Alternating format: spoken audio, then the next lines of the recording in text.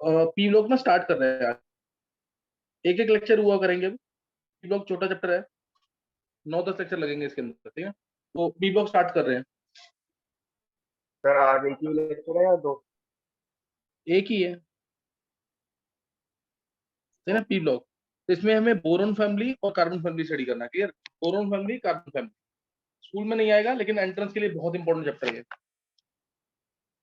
सही है। तो फर्स्ट है बोरोन फैमिली। इसके अंदर जैसे बोरोन फैमिली की बात करें, boron, aluminium, gallium, indium, thallium, ये है। तो इसमें क्या आएगा, helium 2s2 2p1,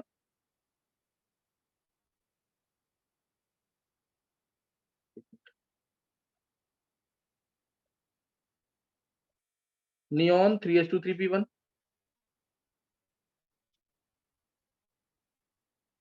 argon 4s2 3d10 4p1, krypton 5s2 4d10 5p1, xenon 6s2 4f14 5d10 6p1। Conformation ready होनी चाहिए जरूर, 6p1। और बात करेंगे कार्बन फैमिली की, कार्बन में तुम्हें सेम खुद कंफर्मेशन लिखनी है, carbon, silicon, germanium, tin, lead. Conformation के अंदर में सिर्फ चेंज क्या करना है तुम्हें, 2p2 आ जाएगा, सब में सब कुछ सेम है। मैं यहाँ पे लिख देता हूँ, यहाँ 2p2 आएगा, 3p2 आएगा, यहाँ पे डी की एंट्री हो जाएगी, और 4p2 आएगा, डी की एंट्री है यहाँ पे 5p2 आ जाएगा, डी की एंट्री है 4d की, और यहाँ 6p2, एफ और डी दोनों की एंट्री, एफ और डी दोनों की एंट्री। अगर बात करें यहाँ पे एटॉमिक रेडियाई की, अब जैसे थोड़ा बहुत मैं डिटेल देता हूँ। बोरोन जो है इंपॉर्टेंट, इसका आइकोसा हेड्रल स्ट्रक्चर होता है ना, आइकोसा हेड्रल स्ट्रक्चर है इसका। आइकोसा हेड्रल स्ट्रक्चर का मतलब क्या है, इसके अंदर कितने ट्रायंगुलर फेसेस होंगे, इक्विलेटरल ट्रायंगुलर फेसेस होते हैं इसके अंदर, और कॉर्नर्स होते हैं। तो उसके अंदर टोटल कितने कॉर्नर्स है, कौन जाएगा ये आइकोसा हेड्रल स्ट्रक्चर, 12 कॉर्नर्स, 12 इसमें कॉर्नर्स हैं, 20 triangular equilateral triangular faces, 12 corners हैं, 20 इक्विलेटरल ट्रायंगुलर फेसेस हैं। स्ट्रक्चर की बात करें तो स्ट्रक्चर कुछ ऐसे स्टडी कर सकते हो तुम, जैसे ये लिया मैंने, boron, boron, boron, boron, boron, इस तरह से रखा। इनको जोड़ देंगे पहले, बीच में एक हेक्सागन और रख देंगे, बीच में एक हेक्सागन और, boron, boron, boron, boron, boron, और ये बोरोन। अब इनको जोड़ देंगे, हर एक बोरोन इसमें 5 बॉन्ड बनाता है, 3 सेंटर्ड इलेक्ट्रॉन पेयर बॉन्ड बनते हैं, 5 5 बनेंगे इसके अंदर। जैसे पहला बोरोन इससे जुड़ेगा इस तरीके से, दूसरा बोरोन भी ऐसे ही, तीसरा इसी तरीके से, चौथा, पांचवा, और ये छठा। ये इस तरह से इसमें आते हैं 20 इक्विलेटरल ट्रायंगुलर फेसेस और 12 कॉर्नर्स, और आगे ऊपर फ्री वैलेंसी। ये इस तरह से जुड़ते हैं, 20 ट्रायंगुलर फेसेस हैं, 12 आइकोसा हेड्रल स्ट्रक्चर होता है इसका, सही है ना, आइकोसा हेड्रल स्ट्रक्चर। ये तुम्हें इसका ध्यान रखना है। और गैलियम मैंने बता रखा तुम्हें पहले भी, कि गैलियम जो है ये Ga2 मॉलिक्यूल्स की फॉर्म में एग्जिस्ट करता है, रूम टेम्परेचर पे सॉलिड ही मानना है इसको। 29 डिग्री सेल्सियस पे जाकर ये क्या बनता है, 29 डिग्री सेल्सियस पे जाकर क्या बनेगा, ये लिक्विड बनेगा। और इसी वजह से मैंने कहा था मैजिशियन की स्पून लेते हैं, वो गैलियम की स्पून लेते हैं और उसको हॉट वाटर में डिप करेंगे, हॉट वाटर में डिप करते ही गैलियम की स्पून क्या हो जाएगी, गायब हो जाएगी। तो मैजिशियन इस तरह से इसको यूज करते हैं, because it is liquid at 29 degree Celsius. 29 degree Celsius पे क्या होता है, ये लिक्विड होता है। 302 303 डिग्री सेल्सियस केल्विन पे, 29-30 डिग्री सेल्सियस के आसपास में ये लिक्विड मिल जाता है। और गैलियम का जो मेल्टिंग पॉइंट तो 303 बहुत कम है, लेकिन इसका जो बॉइलिंग पॉइंट है वो 2403 डिग्री सेल्सियस है, यानी 2676 इतना केल्विन इसका मेल्टिंग इसका बॉइलिंग पॉइंट है।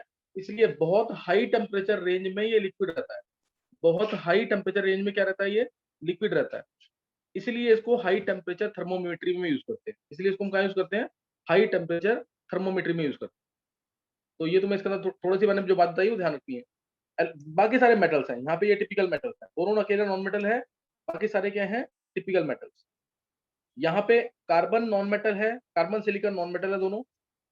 Carbon silicon they both are non metal. Germanium tin metalloids है, lead is the only metal. ये नॉन मेटल है, ये मेटलॉइड है, and lead is the only metal. Clear, lead is the only metal, lead यहाँ पे metal है। तो ये इसके अंदर तुम्हें ध्यान रखना है। नेक्स्ट है इसके अंदर मेनली फिजिकल प्रॉपर्टीज जो स्टडी करनी है। फिजिकल प्रॉपर्टीज मैं लिख देता हूँ एक बार, बोरोन, एल्यूमिनियम, गैलियम, या इसमें पीछे ही कंसेंट्रेशन लिखी है, कंसेंट्रेशन पे ध्यान देंगे ऊपर, कंसेंट्रेशन पे ध्यान देंगे इसकी।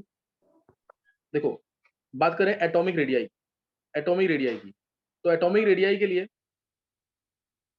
नीचे आने पर साइज क्या होगा, इंक्रीज होगा। पीरियड ग्रुप में जाते हैं तो साइज क्या करता है, रेगुलर इंक्रीज करता है। साइज रेगुलर इंक्रीज करता है। Only exception in this group is 13 group. Gallium जो है स्मॉलर है एल्यूमिनियम। गैलियम क्या है, it is smaller than aluminium, ये याद रखना है इसके अंदर। Gallium is smaller than aluminium, जबकि बड़ा होना चाहिए। रीजन क्या है, एल्यूमिनियम का साइज कितना है 143 पिकोमीटर, इसका 135। ज्यादा डिफरेंस नहीं है, लेकिन थोड़ा सा छोटा होता है। और इसका सिर्फ 84 पिकोमीटर के आसपास, 90 पिकोमीटर के आसपास मानना है।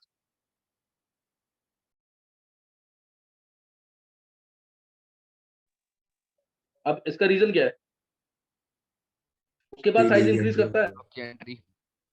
हाँ डीप, उसके बाद साइज इंक्रीज करता है, लेकिन इंक्रीज में बहुत स्लाइट इंक्रीज आता है। जैसे 167 आया तो 170 आया,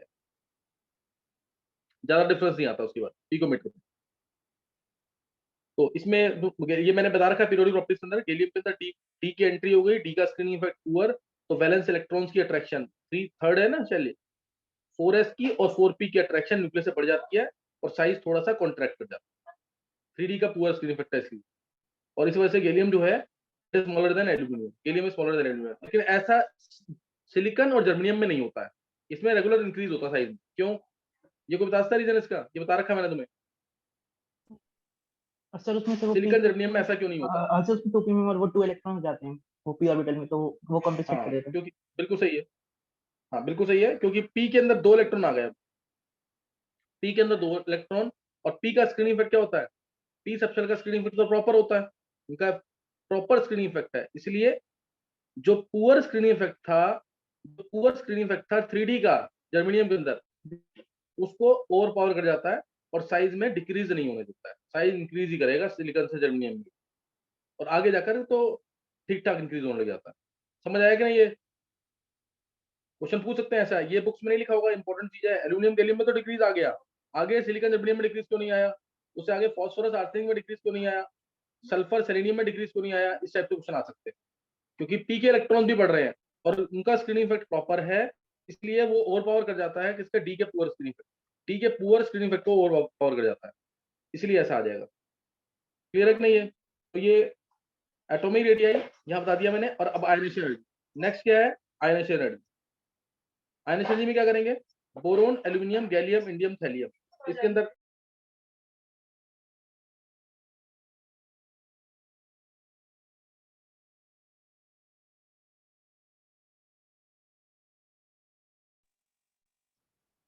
नोट करेंगे आयनेशन एनर्जी में। आयनेशन एनर्जी में ऑर्डर जो है ग्रुप 13 में क्या ऑर्डर है, ग्रुप 13 के अंदर ऑर्डर क्या है?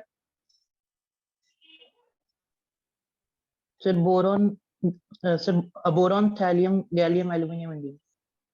हाँ बिल्कुल सही है। रीजन कौन सा आएगा इसका, हिमांशु रहंदी हो, रीजन कौन सा आएगा इसका?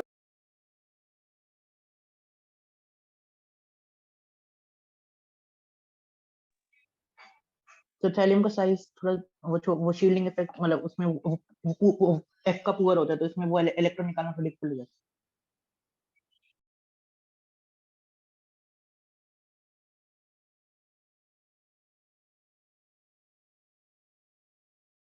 है। और कौन सा आएगा? देखो सिंपल सा रीजन है, थैलियम के अंदर क्या होता है, 4f थैलियम का क्या होगा, F इलेक्ट्रॉन। थैलियम के अंदर F की एंट्री हो गई ना, F की एंट्री हो गई, इसमें डी, सिर्फ डी की एंट्री है, थैलियम के अंदर किसकी एंट्री हो गई है, एफ की। तो एफ की एंट्री होने के बाद स्क्रीन क्या होगा, उससे स्क्रीन इफेक्ट ज्यादा पुअर है, तो न्यूक्लियस से वैलेंस इलेक्ट्रॉन्स की अट्रैक्शन, वैलेंस इलेक्ट्रॉन की अट्रैक्शन क्या होगी, बहुत ज्यादा बढ़ जाएगी। तो वैलेंस इलेक्ट्रॉन की अट्रैक्शन ज्यादा बढ़ जाएगी तो क्या होगा, आयन एनर्जी बढ़ जाएगी। देखो ऑर्डर इसमें ऐसा आना चाहिए था आयन एनर्जी का, बोरोन, बोरोन के बाद आना चाहिए था गैलियम, गैलियम के बाद आना चाहिए इंडियम, इंडियम के बोरोन गैलियम एल्यूमिनियम, एल्यूमिनियम, फिर इंडियम, लीस्ट आना चाहिए थैलियम। लेकिन थैलियम को पहुंचा देना बस बोरोन के बाद, ये ऑर्डर होना चाहिए, थोड़ा सा चेंज आएगा, आईआईटी एडवांस में पूछा हुआ है। थैलियम के अंदर डी और एफ दोनों की एंट्री हो गई, दोनों का screen effect poor, valence electron की अट्रैक्शन न्यूक्लियस से बढ़ जाएगी, इसलिए ऐसा होगा, इसलिए ऐसा होगा, ये दिमाग में रखना जरूर, ये इंपॉर्टेंट क्वेश्चन है यहाँ पे। सेम ऑर्डर फॉलो होगा सेकंड आयन एनर्जी के लिए भी, थर्ड आयन एनर्जी के लिए, सेकंड और थर्ड के लिए भी सेम ट्रेंड फॉलो होता है। और अगर बात करें carbon silicon germanium tin lead की, carbon silicon germanium tin lead की, तो उसमें ऑर्डर कार्बन की आयन एनर्जी ज्यादा, सिलिकॉन की ज्यादा, जर्मेनियम की, फिर टिन और लेड में उल्टा, लेड की आयन एनर्जी, टिन और लेड में लेड की आयन एनर्जी। तो सेम रीजन इसके अंदर एफ ब्लॉक की entry, screen effect poor, Z effective बढ़ जाएगा, न्यूक्लियस अट्रैक्शन, वैलेंस इलेक्ट्रॉन्स की बढ़ जाएगी, इसलिए। तो ये आयन एनर्जी का ट्रेंड है इसके अंदर, सही ना, ये आयन एनर्जी का ट्रेंड है। नेक्स्ट आएगा इसके अंदर, नेक्स्ट इसके अंदर आयन एनर्जी बता दी यहाँ पे। नेक्स्ट इसके अंदर आएगा एक ऑक्सीडेशन स्टेट भी नोट कर सकते हैं, सही ना, ऑक्सीडेशन स्टेट, ऑक्सीडेशन स्टेट ऊपर कौन सी आती है और नीचे कौन सी आती है, ऊपर हायर वाली, नीचे लोअर वाली।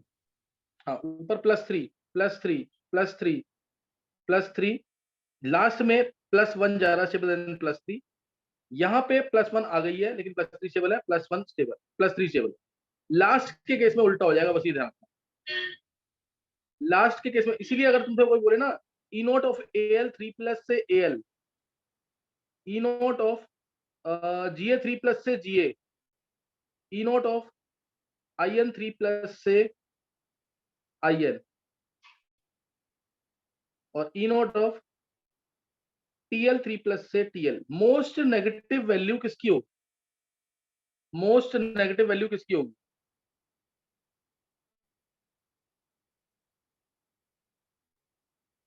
मोस्ट नेगेटिव वैल्यू किसकी होगी,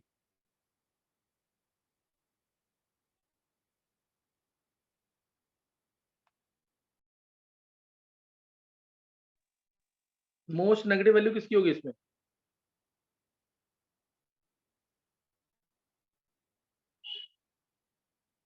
बोलो। +3 सबसे ज्यादा शेयर किसकी होगी, एल्यूमिनियम की तो होगी, नीचे तो +1 भी आ गई ना। हाँ एल्यूमिनियम की जो है वैल्यू सबसे ज्यादा नेगेटिव आएगी, ये सबसे ज्यादा नेगेटिव, -1.67 के आसपास, और उसके बाद वैल्यूज कम होती जाएंगी, उसके बाद कम होती जाएंगी डायरेक्टली, जैसे -0.6 हो गई, -0.4 हो गई, और इसमें क्या होगी वैल्यू, नेगेटिव की पॉजिटिव,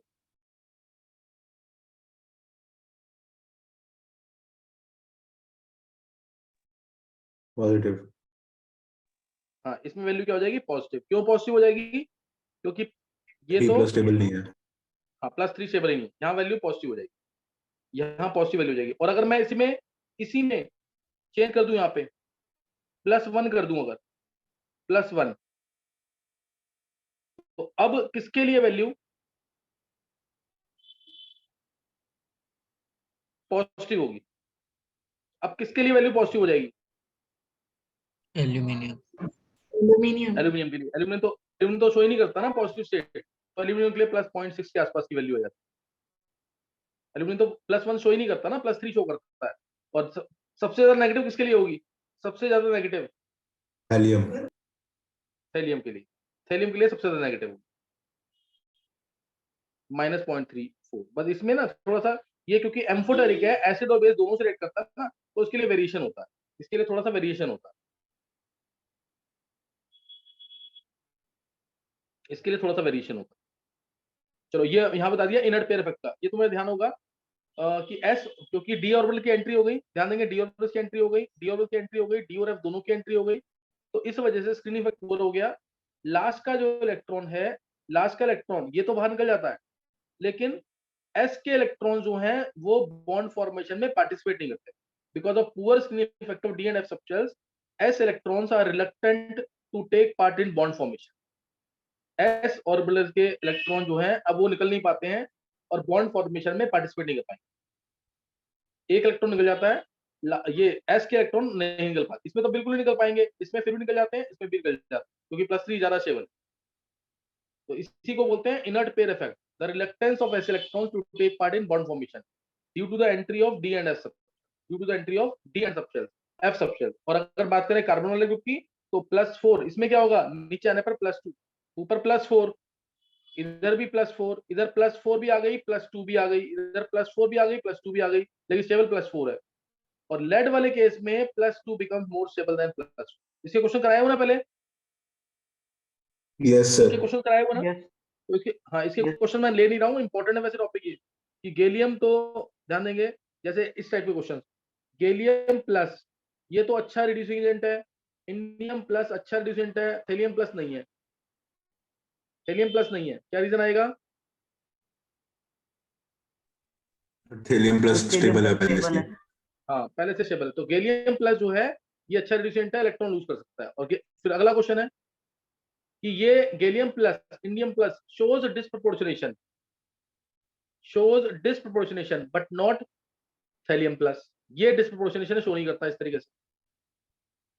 सर गैलियम जो है वो +3 में जा सकता थैलियम है तो और अपनी 0 भी हो सकता है। +3 स्टेट में है ना, ज्यादा स्टेबल, लेकिन ये इंडियम तो अपनी दोनों स्टेबल स्टेट में है तो हायर स्टेट में नहीं जा पाएगा। क्लियर है कि नहीं? ये इस टाइप से क्वेश्चन आया हुआ। Yes. फिर अगला दिया, हाँ सही है अर्जुन, SnCl2 दिया, PbCl2 दिया, which is more stable? PbCl2। हाँ, PbCl2 PbCl2 नीचे आने पर लोअर स्टेट ज्यादा stable. SnCl2 SnCl4, now which is more stable? SnCl4 +4 stable है ना, SnCl4 PbCl4, which is more stable? SnCl4। PbCl4 हाँ, इसमें SnCl4 आएगा, PbCl4 थोड़ी आएगा, +4 तो ऊपर स्टेबल होगी ना। PbCl2 PbCl4, PbCl2। PbCl2 due to same reason, नीचे आने पर लोअर स्टेट स्टेबल यानी +2, ऊपर हायर स्टेट स्टेबल यानी +4। जैसे lead di acetate, lead tetra acetate, ऐसे क्वेश्चन बहुत आएंगे, कॉमन क्वेश्चन है भी ये। Lead di acetate, lead tetra acetate, more stable. Lead diacetate. Lead di acetate is, हाँ, lead di acetate is more stable.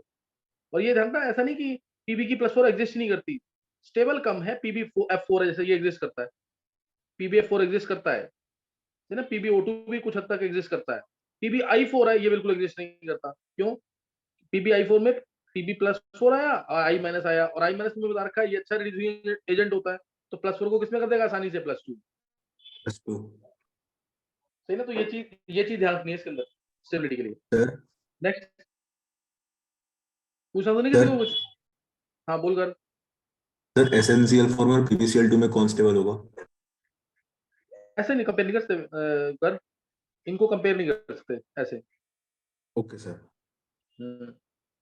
Next आ गया, जैसे अब ये बता दिया इसके अंदर। फिर एक क्वेश्चन आता है इंपॉर्टेंट, बहुत इंपॉर्टेंट क्वेश्चन है कि SnCl2 और PbCl2, ये दोनों SnCl2 PbCl2 they both are ionic and solid, whereas SnCl4 and PbCl4 are covalent and liquid। ये इंपॉर्टेंट क्वेश्चन है और ये याद भी रखेंगे।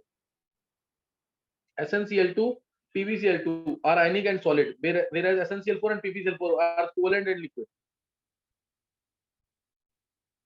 क्या बोलेंगे answer? SnCl2 PbCl2 ionic and solid, SnCl4 PbCl4 covalent and liquid। तुम एक चीज सोच के देखो, टिन जो है एक +2 स्टेट में है, एक +4 स्टेट में है, तो टिन 2 इलेक्ट्रॉन लूज करके +2 स्टेट में जा सकता है ना? क्या वो 4 इलेक्ट्रॉन लूज कर सकता है tin? No. It is easier to lose 2 electron, but it is easier to share 4 electron। 4 electron होंगे तो शेयर करेगा, शेयर करना प्रेफर करेगा, क्योंकि 4 इलेक्ट्रॉन निकालना मतलब बहुत ज्यादा आने चाहिए। 2 इलेक्ट्रॉन फिर भी सोच सकते हैं कि लूज कर सकता है, तो इसलिए SnCl2 क्या होगा? आयनिक और सॉलिड। आयनिक है तो सॉलिड होगा ही ना। हायर स्टेट में इलेक्ट्रॉन हमेशा शेयर होंगे, लोअर स्टेट में इलेक्ट्रॉन्स ट्रांसफर भी हो सकते हैं। हायर स्टेट में इलेक्ट्रॉन्स क्या होंगे? शेयर होंगे, लेकिन लोअर स्टेट में इलेक्ट्रॉन्स ट्रांसफर हो सकते हैं। तो लोअर स्टेट है तो साइज बड़ा भी होगा, बड़ा तो आयनिक मानते हैं इसको, आयनिक है तो सॉलिड होगा। तो SnCl2 आयनिक एंड सॉलिड है, PbCl2 ऐसे ही आयनिक और सॉलिड है, लेकिन PbCl4 SnCl4 covalent and liquid है, कोवेलेंट एंड लिक्विड। और SnCl2 का ना SnCl4 से मेल्टिंग पॉइंट बॉइलिंग पॉइंट ज्यादा बोलते हैं, क्यों? क्योंकि इसके अंदर चेन लाइक स्ट्रक्चर बनता है ऐसे। ये SnCl2 ओपन लोन पेयर, खाली जगह तो होती है इसके पास, SnCl2 लोन पेयर, ये अपना लोन पेयर इसको देता है। SnCl2 ये लोन पेयर इसको दे रहा है, ये चेन लाइक स्ट्रक्चर बन जाता है ऐसे SnCl2, ये इसका चेन लाइक स्ट्रक्चर बनता है, इसलिए क्या है, इसका मेल्टिंग पॉइंट बॉइलिंग पॉइंट ज्यादा होता है SnCl2 का, ये स्पेशल प्रॉपर्टी है, याद ध्यान रखना। तो ये यहाँ पे बता दिया मैंने तुम्हें इनर्ट पेयर इफेक्ट से रिलेटेड, है ना, थोड़ा सा इनर्ट पेयर इफेक्ट, ये इंपॉर्टेंट है, इसका क्वेश्चन बहुत कॉमन उसके आते हैं। नेक्स्ट अब है, अब इसके अंदर आ गया मेल्टिंग पॉइंट बॉइलिंग पॉइंट वगैरह। Melting point boiling point density electronegativity, पहले बात कर लेते हैं इन दोनों ग्रुप्स की, इलेक्ट्रोनेगेटिविटी। अगर इलेक्ट्रोनेगेटिविटी, ये तो मैं बता चुका हूँ पीरियोडिक प्रॉपर्टीज में, एक बार जल्दी से सुन लेंगे। अगर बात करें इलेक्ट्रॉन नेगेटिविटी की, ये मैंने कल क्लास में भी जो बच्चे आए होंगे उनको ध्यान होगा, मैंने बोला था, ये याद है कि नहीं? ये यस सर। इलेक्ट्रोनेगेटिविटी, अगर बात करें बोरोन वाले ग्रुप की, तो बोरोन की इलेक्ट्रोनेगेटिविटी होती है 2, और नीचे जाने पर वैसे तो डिक्रीज करनी चाहिए, डिक्रीज स्टार्टिंग में करती है, उसके बाद रेगुलर इंक्रीज है। बोरोन की इलेक्ट्रोनेगेटिविटी होती है 2, फिर आई 1.5 और हल्का हल्का फिर इंक्रीज करती रहती है, क्योंकि डी ऑर्बिटल्स की एंट्री हो रही है, जेड इफेक्टिव बढ़ रहा है, न्यूक्लियस अट्रैक्शन, न्यूक्लियस की अट्रैक्ट करने की पावर बढ़ जाती है 1.7 1.8 इस तरीके से। तो बोरोन से एल्यूमिनियम तक डिक्रीज है जो होना चाहिए, उसके बाद हल्का हल्का इंक्रीज है। और बात करें कार्बन फैमिली की, तो इसके अंदर कार्बन की 2.5 होती है, या 2.4 कुछ भी मान सकते हैं इसमें, 2.5 या 2.4 कुछ भी मान सकते हैं। उसके बाद 1.8 1.8 1.8 कांस्टेंट है लगभग, पीबी की भी 1.9 एफ ऑर्बिटल्स की एंट्री की वजह से, पीबी की 1.9 एफ ऑर्बिटल्स की एंट्री की वजह से। तो ये इलेक्ट्रोनेगेटिविटी है साइज के बेसिस पे और जेड इफेक्टिव के बेसिस पे, साइज के बेसिस पे और जेड इफेक्टिव के बेसिस पे। फिर बात करें अगर मेल्टिंग पॉइंट की, मेल्टिंग पॉइंट को ऐसे ध्यान रखते हो, बोरोन जो है, बोरोन का मेल्टिंग पॉइंट ज्यादा, बोरोन का मेल्टिंग पॉइंट बहुत ज्यादा। उसके बाद एल्यूमिनियम का, बोरोन का मतलब मेल्टिंग पॉइंट काफी ज्यादा होता है, बोरोन सबको पता है सॉलिड होता है, ये बुलेट प्रूफ जैकेट्स वगैरह बनाने के भी काम आता है ना, बुलेट प्रूफ जैकेट्स वगैरह जो होते हैं बोरोन की बन सकती हैं।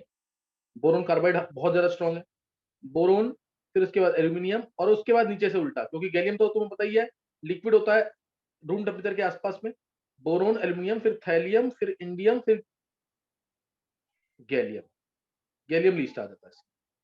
तो ये मेल्टिंग पॉइंट का ऑर्डर है। बॉइलिंग पॉइंट में रेगुलर डिक्रीज है, बॉइलिंग पॉइंट यानी लिक्विड से वेपर बनना है, उसमें रेगुलर डिक्रीज है, ये मेल्टिंग पॉइंट का आंसर है इसका। और बात करें अगर ग्रुप 14 के मेल्टिंग पॉइंट की, तो कार्बन का विदाउट एनी डाउट ज्यादा होगा, है ना, कार्बन का ज्यादा होता है। उसके बाद सिलिकॉन का, उसमें कोई वेरिएशन नहीं है, बस लास्ट में तो वेरिएशन आना ही है जेड इफेक्टिव की वजह से, लास्ट में वेरिएशन आना ही है जेड इफेक्टिव की वजह से, कार्बन सिलिकॉन जर्मेनियम।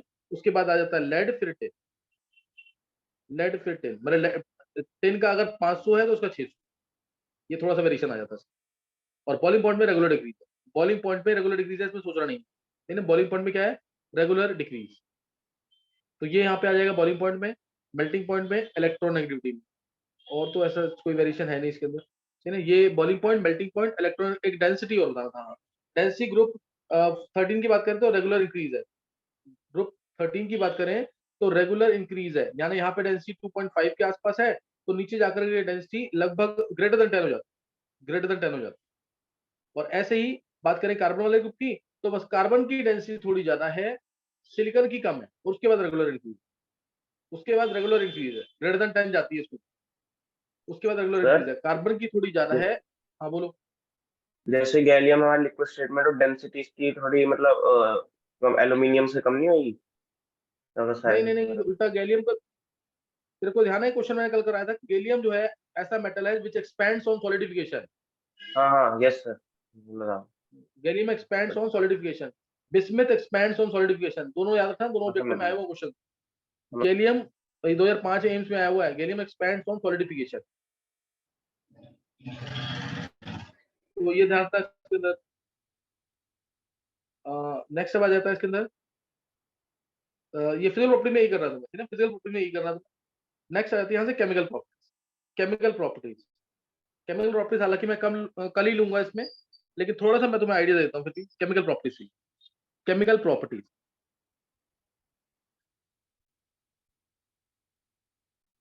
चलिए, केमिकल प्रॉपर्टीज इसमें भी एनामनस बिहेवियर आएगा, इसमें भी डायगोनल रिलेशनशिप आएगा, सही ना। केमिकल प्रॉपर्टीज में 3 स्टडी करना है हमें, एयर एंड वाटर के साथ, है ना, एयर एंड वाटर के साथ पहली। दूसरी स्टडी करनी है एसिड और अल्कली के साथ, एसिड और अल्कली के साथ, और तीसरी हेलोजन्स के साथ। ये 3 स्टडी करनी है, एयर, वाटर, एसिड, अल्कली, और लास्ट स्टडी करनी है जो वो किसके साथ है, हेलोजन्स के साथ। वो हेलोजन्स के साथ, air and water, acid and alkali, halogens के साथ, ये स्टडी करनी है, सही ना। तो पहला है एयर एंड वाटर, हिंट दे रहा हूं सिर्फ ये, कल थोड़ा सा बताऊंगा इसके बारे में। एयर एंड वाटर, अब अगर बात करें boron, aluminium, gallium, indium, thallium, या बात करें carbon, silicon, germanium, tin, lead. अब देखो एयर के साथ, एयर और वाटर के साथ, बोरोन जो है, बोरोन है एल्यूमिनियम है, बोरोन और एल्यूमिनियम, एयर का एक्शन इन दोनों पे नहीं हो पाता है। क्यों? बोरोन तो एक नेटवर्क सॉलिड है, बोरोन नेटवर्क सॉलिड है, carbon, silicon, germanium network solid है, याद आ गया कि नहीं? ये carbon, silicon, germanium network Yes, solid है, तो sir. इसमें एयर और वाटर का अटैक नहीं होता। और एल्यूमिनियम के ऊपर प्रोटेक्टिव ऑक्साइड लेयर बनती है, लेड के ऊपर भी कुछ हद तक प्रोटेक्टिव ऑक्साइड लेयर बनती है, एल्यूमिनियम के ऊपर क्या बनती है, प्रोटेक्टिव ऑक्साइड लेयर। और एल्यूमिनियम तो हाई टेंशन वायर्स में यूज भी करते हैं, हाई टेंशन वायर्स में यूज भी करते हैं, क्योंकि इसके ऊपर प्रोटेक्टिव ऑक्साइड लेयर बनी होती है एयर की वजह से, तो पानी का इसके ऊपर इफेक्ट नहीं होता है ना, पानी का इसके ऊपर इफेक्ट नहीं होता है, ये तुम्हें इसका ध्यान रखना है। अब बोरोन और एल्यूमिनियम क्रिस्टलाइन फॉर्म में यानी जब ये प्रॉपर रेगुलर अरेंजमेंट होगा पार्टिकल्स के अंदर, क्रिस्टलाइन फॉर्म में रिएक्ट नहीं करते हैं एयर और वाटर, है ना, एयर वाटर से रिएक्ट नहीं करते। लेकिन अगर एमोर्फस बोरोन है तो वो रिएक्ट करता है, और क्या बनाता है, एयर के साथ B2O3 भी बनाता है, साथ में BN भी बनाता है, B2O3 बनाता है, BN भी बनाता है। BN जो है इसको हम इनऑर्गेनिक ग्रेफाइट भी बोलते हैं, हल्का सा गर्म कर देंगे ना इसको तो BN होल X आता है, इसको बोलते हैं इनऑर्गेनिक ग्रेफाइट, या इसको क्या बोलते हैं, इनऑर्गेनिक ग्रेफाइट, इसको इनऑर्गेनिक ग्रेफाइट बोलते हैं। और इसको अगर 700 डिग्री सेल्सियस तक गर्म कर दिया, तो इसको क्या बोलेंगे, इनऑर्गेनिक डायमंड। 700 डिग्री सेल्सियस गर्म कर दिया तो बोलेंगे इनऑर्गेनिक डायमंड। इसका होता है इनऑर्गेनिक ग्रेफाइट का, नोट कर लेना, ऑब्जेक्टिव तो पूछते हैं। इनऑर्गेनिक ग्रेफाइट जो है BN होल X, इसका होता है हेक्सागोनल लाइक स्ट्रक्चर, और इनऑर्गेनिक डायमंड जो है, इनऑर्गेनिक डायमंड इसका क्यूबिकल स्ट्रक्चर। इनऑर्गेनिक ग्रेफाइट है हेक्सागोनल लाइक स्ट्रक्चर, जैसे ग्रेफाइट का होता है, और डायमंड का क्यूबिकल स्ट्रक्चर, इनऑर्गेनिक डायमंड का क्यूबिकल स्ट्रक्चर। तो ये ध्यान रखना इसके अंदर। और अब एमोर्फस बोरोन और क्रिस्टलाइन बोरोन कैसे बनता है वो भी नोट कर लेंगे। B2O3 होता है, ये नोट कर लेना, ये भी पूछा ऑब्जेक्टिव के अंदर। B2O3 में अगर मैं Na डाल दूं या Mg डाल दूं, Na या Mg, तो उसके इसमें आ जाता है 2B प्लस Na है तो Na2O, Mg है तो MgO, Na है तो Na2O, Mg है तो MgO। B2O3 में Na डाल दिया या Mg डाल दिया तो 2B ये बनेगा। ये जो बनाया ना बोरोन, इसको कहते हैं एमोर्फस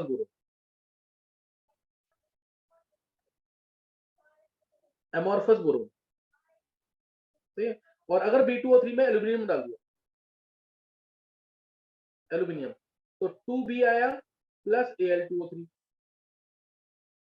2B प्लस Al2O3, ये जो बोरोन बनता है इसे बोलते हैं क्रिस्टलाइन बोरोन,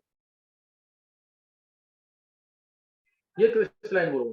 तो कोई एक रीजन मैं फिर भी दे देता हूं ताकि तुम्हें याद रहे। एमोर्फस बोरोन क्यों बनाइए Na और Mg के साथ, और Al के साथ क्रिस्टलाइन बोरोन क्यों बना? कोई भी तुम्हें जो रीजन दे सकता है इसका?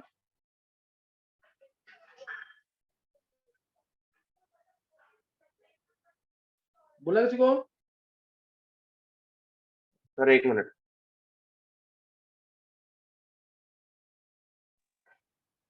देखो अगर मैं तुमसे बोलूं स्टेबिलिटी ऑर्डर या मेल्टिंग पॉइंट का ऑर्डर Al2O3 MgO और Na2O, क्या होगा ऑर्डर?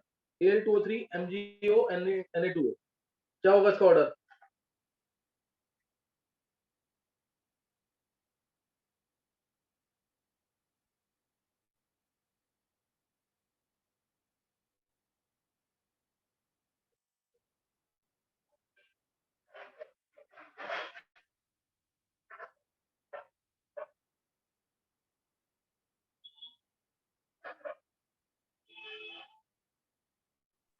सर देखो Na2 MgO Al2O सबसे ज्यादा होगा Al2O3 का, फिर MgO, फिर Na2O। लैटिस एनर्जी चेक करो, Al3 plus O2 minus, attraction बहुत ज्यादा, लैटिस एनर्जी बहुत ज्यादा, मेल्टिंग पॉइंट बहुत ज्यादा। MgO में Mg पे 2 प्लस, चार्जेस देखो उसमें O पे 2 माइनस, तो लैटिस एनर्जी इसके भी ठीक ठाक। Na प्लस और O2 माइनस, इसमें कम हो जाएगी लैटिस एनर्जी, चार्जेस कम है। Lattice energy directly proportional to the charge on ion Q1 Q2, directly proportional to Q1 Q2 divide by R2, ये होता है। तो इसलिए जब Al2O3 बहुत ज्यादा स्टेबल है, इसका मेल्टिंग पॉइंट बहुत ज्यादा है, तो इस केस में हीट रिलीज क्या होगी? डेल्टा एच क्या होगा? बहुत नेगेटिव होगा कि नहीं? इस केस में हीट रिलीज ज्यादा होगी कि नहीं? Yes yes sir. ठीक है, इस केस में हीट रिलीज ज्यादा होगी। हीट रिलीज अगर ज्यादा हो रही है, क्लियर, अगर हीट रिलीज ज्यादा हो रही है तो जो बोरोन आएगा, बोरोन के एटम के बीच में गैप कम होंगे कि नहीं? एक प्रॉपर अरेंजमेंट आ जाएगा कि यस नहीं? सर, इसलिए वो क्रिस्टलाइन हो जाएगा, फिर वो ज्यादा पास आ जाएंगे। क्रिस्टलाइन फॉर्म में आ जाएगा, और इसमें इतनी हीट रिलीज होगी नहीं। बोरोन एटम्स के बीच में गैप्स जो होंगे वो इरेगुलर होंगे, वो प्रॉपर नहीं होंगे गैप, समझे कि नहीं है? इसलिए ये अमोर्फस बोरोन, यस सर। और अमोर्फस बोरोन है, अमोर्फस बोरोन है तो वो रिएक्ट कर जाता है एयर के साथ, और क्या बनाता है? हीट करने पर, गर्म करने पर B2O3 और Bn को ज्यादा गर्म कर देंगे तो BnX मिलेगा, inorganic graphite. Inorganic graphite 200 degree Celsius के आसपास मान सकते हैं, और उसके बाद 700 डिग्री सेल्सियस पे गर्म कर देंगे तो मिल जाएगा इनऑर्गेनिक डायमंड। डायमंड का क्यूबिकल स्ट्रक्चर इनऑर्गेनिक वाले, और इनऑर्गेनिक ग्रेफाइट का हेक्सागोनल लाइक स्ट्रक्चर, जैसे ग्रेफाइट का हो। एल्यूमिनियम तो रिएक्ट नहीं कर रहा है, एल्यूमिनियम रिएक्ट नहीं कर रहा है क्योंकि इसके ऊपर प्रोटेक्टिव ऑक्साइड ले रहा है, और इसी वजह से ये हाई टेंशन वायर्स में यूज होता है ना, क्योंकि पानी इस पे अटैक नहीं कर पाता, क्योंकि पानी इस पे अटैक नहीं कर पाता। क्लियर हो गया कि नहीं है? Yes sir. Yes sir. तो ये इसके अंदर ध्यान रखना है, सही ना?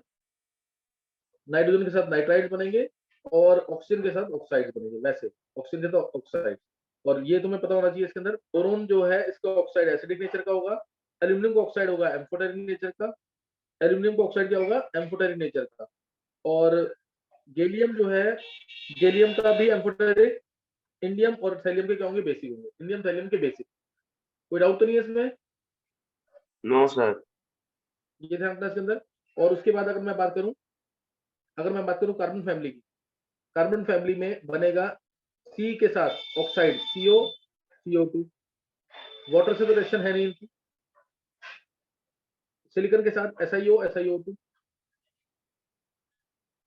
और इसके बाद आ गया हमारा जर्मनियम के साथ GeO GeO2,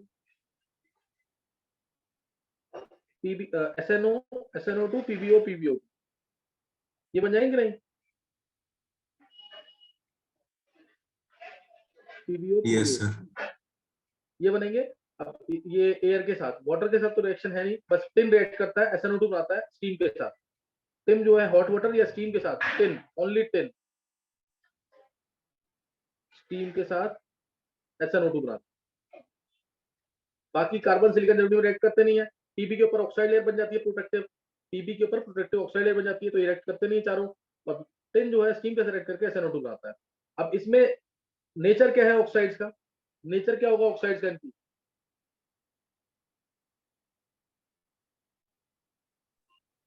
CO sir CO2 neutral, acidic और नीचे बेसिक एटम बनता है। हाँ, और SiO2 भी एसिडिक। SiO SiO2 ये भी एसिड है, अभी यस GO GO2 भी एसिड, ये दोनों भी एसिड है। यस ये चारों एम्फोटेरिक। एम्फोटेरिक। ये चारों एम्फोटेरिक, मोटेरिक। ये चारों एम्फोटेरिक। तो reaction with air and water में तुम्हें करवा दिया है, एसिड एंड अल्कली रह गया और हेलोजन रह गया, फिर ये खत्म हो जाएगा। इसको ढंग से अभी याद करके मन में बोल के देख लेना जरूर, ताकि ढंग से चैप्टर होता जाए, है ना? एक लेक्चर लिया है कल भी ऐसे ही कम कम मैं पढ़ाऊंगा, मैं पूछूंगा ज्यादा, तो उसे कल याद करके रखना जरूर। रिलैक्सर ग्रुप पे सेंड कर दीजिएगा। हाँ